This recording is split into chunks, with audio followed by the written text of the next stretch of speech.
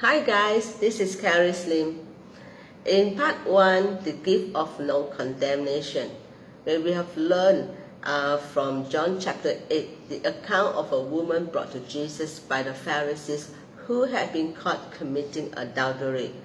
We also have jumped to the last question where Jesus said to her, "Go and sin no more."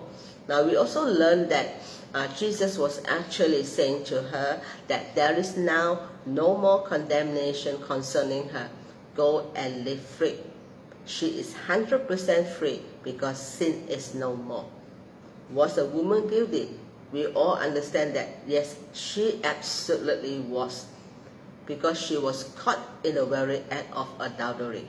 But instead of condemning her according to the law, which required her to be stoned to death, Jesus showed her grace and gave her the gift of no condemnation. We also have noticed that Jesus stooped down and wrote on the ground. The word stoop down in Greek means bend or bow the head.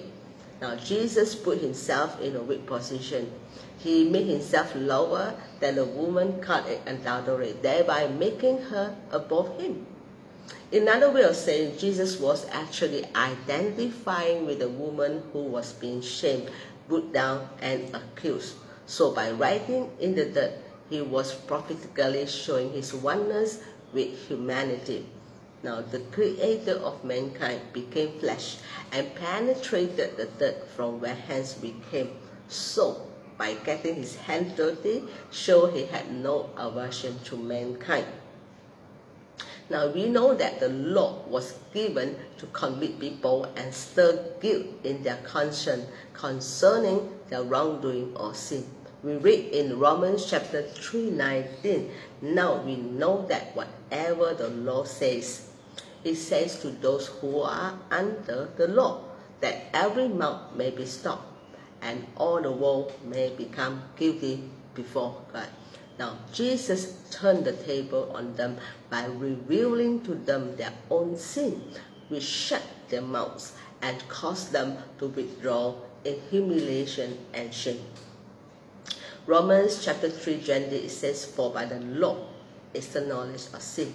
Now, Jesus, in connecting with this woman, he was actually demonstrating to her her true worth or value, her true identity, and the relational essence of her being with God.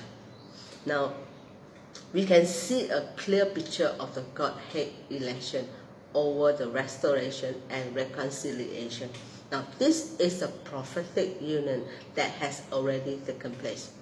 Hebrews chapter 12:2, it says, for the joy set before him, he endured the cross. Remember, when Jesus called her woman, he was using a word that also means wife or my lady. He was referring to her with total respect. This is a beautiful picture of how Jesus speaks of his bride, the church. Now Jesus professed, go and sin no more, with neither do I condemn you. Now the word neither in the Greek means neither indeed, not even, or moreover not.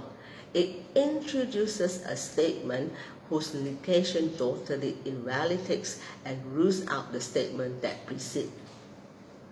Another way of saying, Jesus is saying no condemnation allowed from anyone, even though the law says there should be condemning consequences, even then.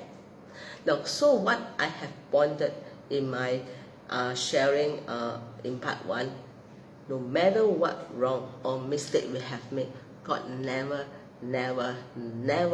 ever condemn us. He specifically came to show us how valuable and precious we are. That's why we read in Romans chapter 8:1, there is therefore now no condemnation to those who are in Christ Jesus.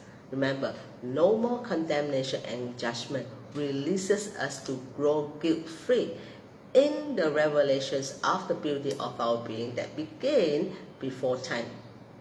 Remember, guys, today in Christ, the glory of his inheritance is in us.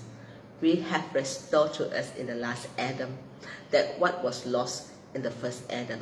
That's why in Romans chapter 8:30, it says, whom he called, he justified, and whom he justified, he glorified. Chapter 8 is also a picture of the bride of Christ. Now, she is held in bondage and captivity by the Pharisees and scribes of today's church leaders who seriously preach the gospel of law. Now, I purposely always seek to speak positive about his bride, but it has to be said. This is the state of much of today's church. Now, first, the law cannot set people free. Galatians chapter 3:21. If there had been a law given which could have given life, righteousness would have been by the law.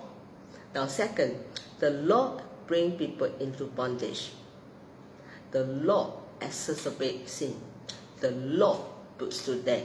The law condemns. The law kills. But change is in the air.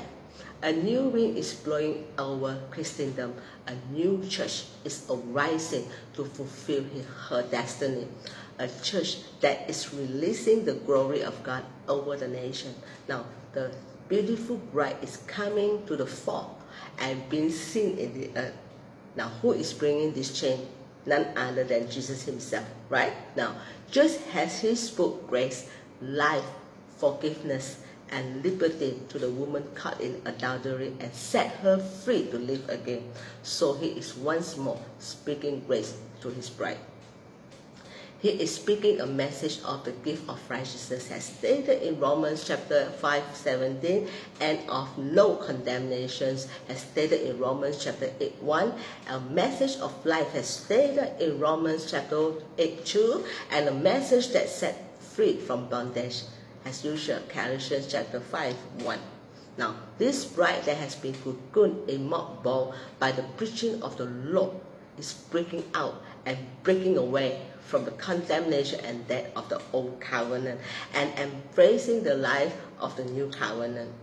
In this story, the Pharisees and scribes had to withdraw and fade out of the picture, made redundant by Jesus. The Pharisees and scribes of the modern day church are being made redundant as believers in their millions embrace the grace gospel that brings light, life, and liberty.